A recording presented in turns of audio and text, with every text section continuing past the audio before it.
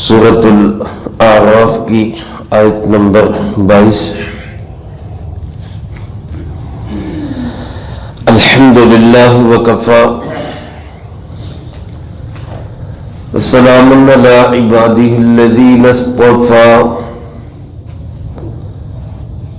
خصوصا علی سید الرسل وخاتم الانبیاء وعلى آلہ واصحابہ الاتقیاء۔ اما بعد فاعوذ باللہ من الشیطان الرجیم، بسم اللہ الرحمن الرحیم۔ وناداهما ربهما ألم أنهكما عن تلكما الشجرة وأقل لكما إن الشيطان لكما عدو مبين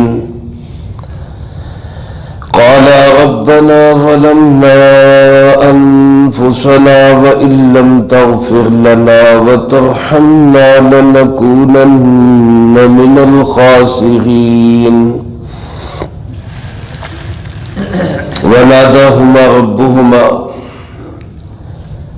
اور ان دونوں کو پکار کر کہا ان کے پروردگار نے، الم انہکما، کیا میں نے تم دونوں کو منع نہیں کیا تھا، ان تلکما الشجرہ، اس درخت سے، وَأَقُلْ لَكُمَا، اور میں نے تم سے کہا نہیں تھا، ان الشیطان لکما عدو مبین، بے شک شیطان تمہارا کھلا دشمن ہے۔ قالا، وہ دونوں کہنے لگے، ربنا ظلمنا انفسنا، اے ہمارے پروردگار، ہم نے اپنے آپ پر بڑا ظلم کیا، وَإِن لَّمْ تَغْفِرْ لَنَا، اور اگر تو نے ہمیں معاف نہ کیا، وَتَرْحَمْنَا، اور ہم پر رحم نہ کیا، لَنَكُونَنَّ مِنَ الْخَاسِرِينَ، تو ضرور ہم ہو جائیں گے نقصان اٹھانے والوں میں سے۔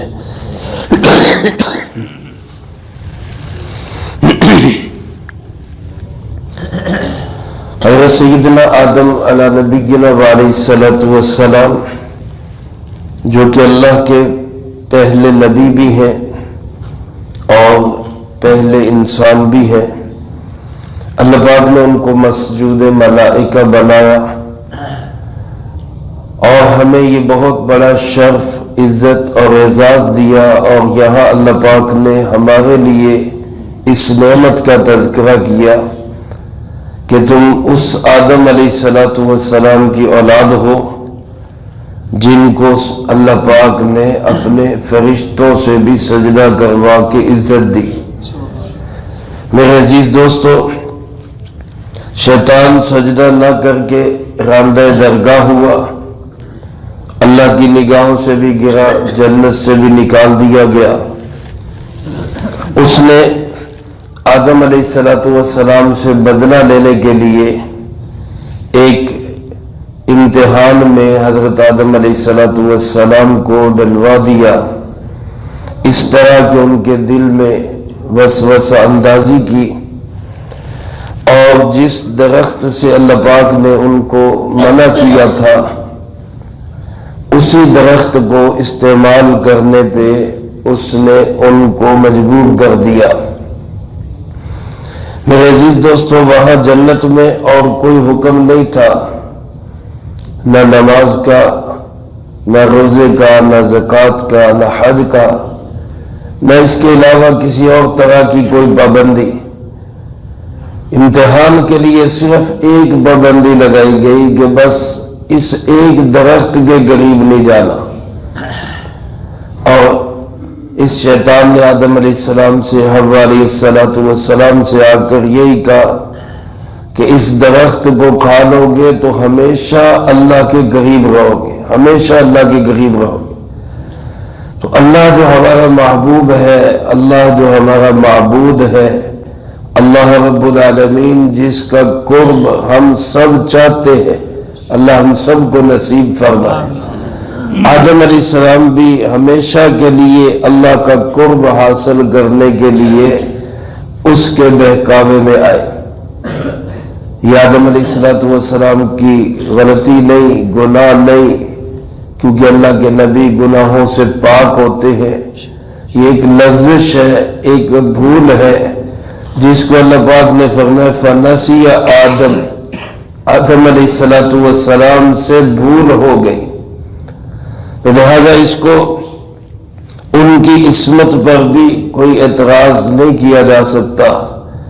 لیکن ایک فرق یہاں پہ ہے کہ جب آدم علیہ السلام نے اس درخت کو استعمال کیا، جنت کا نورانی لباس، شاہی کپڑے اتار لیے گئے اور وہ اپنے جسم کو ڈھانپنے لگے، تو اللہ پاک کی طرف سے آواز آئی۔ اللہ پاک نے دونوں کو پکار کر کہا الم انہکما عن تلکما الشجرہ، کیا میں نے تمہیں اس درخت سے منع نہیں کیا تھا؟ میں نے تمہیں روکا نہیں تھا کہ اس کے قریب نہیں جانا؟ اور فرمایا کہ تمہیں میں نے یہ بات بھی بتائی، پہلے سے آگاہ کر دیا تھا کہ ان الشیطان لکما عدو مبین، شیطان تمہارا کھلا دشمن ہے، کیا تمہیں یہ میں نے بتا نہیں دیا تھا؟ پھر تم کیوں اس کے وسوسے کے پیچھے لگ گئے، کیوں اس کے بہکاوے میں آ گئے؟ یہاں سے فرق واضح ہوا شیطان کا اور آدم کا۔ شیطان نے سجدہ نہیں کیا تو اللہ پاک نے پوچھا کیوں سجدہ نہیں کیا؟ تو وہ کہنے لگا کہ میں نے ٹھیک کیا ہے، میرا بنتا ہی نہیں سجدہ کرنا، میں کیوں سجدہ کروں؟ یہ مٹی سے بنا ہے، میں آگ سے بنا ہوں، میں اس سے بہتر ہوں، میں کیوں اس کو سجدہ کروں؟ یعنی اپنے گناہ پہ اڑ گیا اور اس کی دلیلیں دینے لگ گیا۔ ادھر آدم علیہ السلام سے غلطی ہوئی، لغزش ہوئی، بھول ہوئی، تو آدم علیہ السلام نے کیا کیا؟ یہ نہیں کہا کہ اس میں حرج کیا ہے، اس درخت کو کھا لینے میں کیا مسئلہ ہو گیا، کوئی بہت بڑی میں نے کوئی غلطی تو نہیں کر دی، بلکہ فوراً اپنی غلطی کا اعتراف کیا۔ ربنا ظلمنا انفسنا، اے اللہ، اے ہمارے پروردگار، ہم اپنی جان پہ بڑا ظلم کر بیٹھے۔ حالانکہ یہ کوئی بہت بڑی غلطی نہیں، کوئی گناہ نہیں، لیکن چونکہ آدم علیہ السلام کا مقام بہت بڑا تھا، اور جس کا جتنا زیادہ مقام ہوتا ہے اس کو اپنی چھوٹی سی چیز بھی اتنی بڑی غلطی نظر آتی ہے۔ انسان کی آنکھ کے سامنے بال ہو، یہ بال، چھوٹا سا بال آنکھ کے بالکل قریب آ جائے تو ایسے لگتا ہے جیسے کوئی بہت بڑا پہاڑ سامنے کھڑا ہے، کیونکہ بہت قریب ہو گیا۔ تو جس مقام پہ آدم علیہ السلام تھے وہ بہت قرب کا مقام تھا، اس لیے وہاں چھوٹی سی معمولی سی لغزش اور غلطی اور بھول بھی ایسے ہی لگا جیسے بہت بڑا ظلم کر بیٹھے۔ تو فوراً اعتراف کیا، اللہ ہم سے ظلم ہو گیا، ہم اپنے آپ پہ ظلم کر بیٹھے۔ اور علماء نے لکھا ہے، تفسیری روایات میں آتا ہے، صوفی عبدالحمید سواتی صاحب رحمۃ اللہ علیہ نے اس کو معالم العرفان میں نقل کیا ہے کہ حضرت آدم علیہ السلام توبہ کے لیے 300 سال تک روتے رہے، 300 سال تک۔ اور بعض حضرات فرماتے ہیں کہ پوری ان کی اولاد کو اور ان کی اولاد قیامت تک آنے والے تمام انسانوں کے آنسوؤں کو جمع کیا جائے تو سب کے آنسو ایک طرف، ایک آدم علیہ السلام کے آنسو ایک طرف، اتنا روئے، اتنا روئے۔ اور فضائل اعمال میں حضرت شیخ الحدیث مولانا زکریا رحمۃ اللہ علیہ نے یہ حدیث نقل کی ہے۔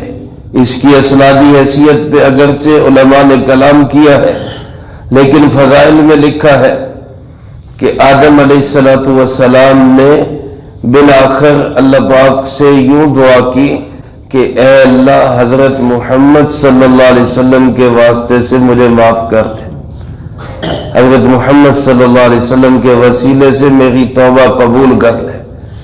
تو اللہ پاک نے ان سے پوچھا کہ یہ حضرت محمد صلی اللہ علیہ وسلم کو آپ کیسے جانتے ہیں، آپ کو ان کا کیسے پتا؟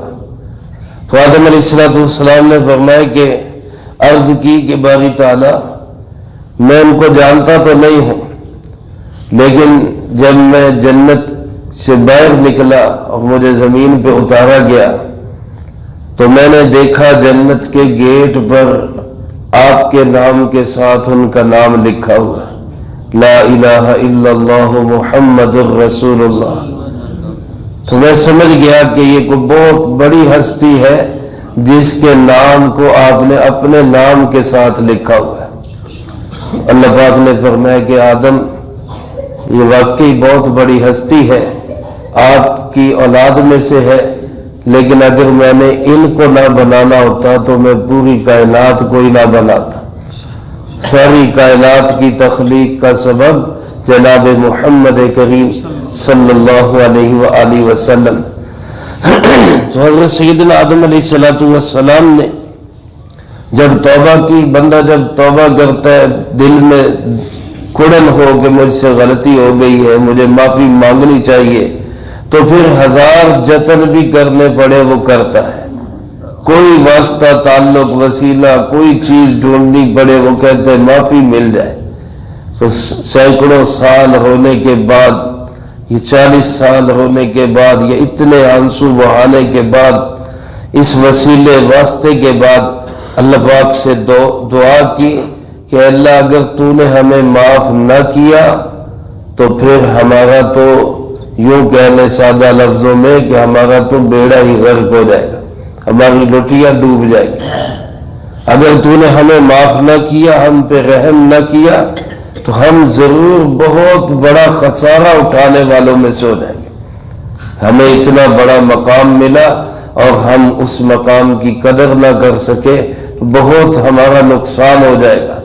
اس لیے اللہ تو ہمیں معاف کر دے، ہم پہ رحم فرما۔ تو میرے عزیز دوستو، وہ انسان ہی نہیں جس سے غلطی نہ ہو، انسان خطا کار ہے، غلطیاں کرنے والا ہے، لیکن بہترین انسان حدیث مبارک میں کل بنی آدم خطاؤن وخیر الخطائین التوابون، سارے آدم کے بچے غلطیاں کرنے والے، لیکن بہترین غلطی کرنے والے وہ ہیں جو توبہ کرنے والے۔ جب بھی غلطی ہو جائے، جب بھی اللہ کا حکم ٹوٹ جائے، فوراً توبہ کر لیں، فوراً معافی مانگ لیں۔ آدم کا خلق یہی ہے، انسان کی صفت یہی ہے، اپنی غلطی پہ اڑ جانا، اپنی غلطی کے دلائل ڈھونڈنے لگ جانا، یہ آدم کا خلق نہیں، یہ شیطان کا کرتوت ہے۔ آج کل لوگ شریعت کی خلاف ورزی بھی کر جاتے ہیں اور شریعت کی خلاف ورزیوں کی دلیلیں بھی ڈھونڈنے لگ جاتے ہیں، یہ ہم نے اس لیے کیا نہیں، ہم نے اس لیے کیا نہیں۔ بس غلطی ہو گئی، معافی مانگو، اللہ سے توبہ کر لو، انسان ہے، اللہ بھول ہو گئی معاف کر دے، وہ بڑا ہی غفور و رحیم ہے۔ ایک بندے کے گناہ اتنے ہو جائیں کہ زمین و آسمان کا خلا بھر جائے اور پھر وہ صرف ایک معمولی سا آنسو کا قطرہ آنکھ میں لاتے ہوئے کہہ دے یا اللہ غلطی ہو گئی معاف کر دے، وہ سارے گناہوں کو معاف کر دیتا ہے۔ ساری دنیا کے پانیوں کا مالک، 7 سمندروں کا مالک، اتنے بڑے خزانوں کا مالک، اس کو پانی کی ضرورت نہیں، انسان کی آنکھ کے آنسو کی ضرورت ہے۔ یہ ندامت کے آنسو ساری دنیا کے پانیوں سے زیادہ قیمتی ہے اللہ کی نگاہ کے اندر۔ اللہ ہمیں ہر غلطی، ہر گناہ، ہر بھول چوک سے توبہ کرنے کی توفیق نصیب فرمائے۔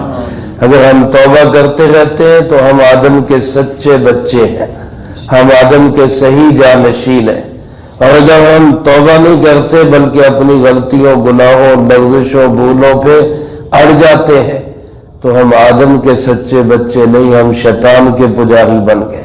اللہ ہم سب کی اس سے حفاظت فرمائے، جو کہا سنا اس کو زندگی میں لا کے دوسروں تک پہنچانے کی توفیق عطا فرمائے۔ اللهم لك الحمد كما ينبغي لجلال وجهك وعظيم سلطانك اللهم لا أحصي ثناء عليك أنت كما أثنيت على نفسك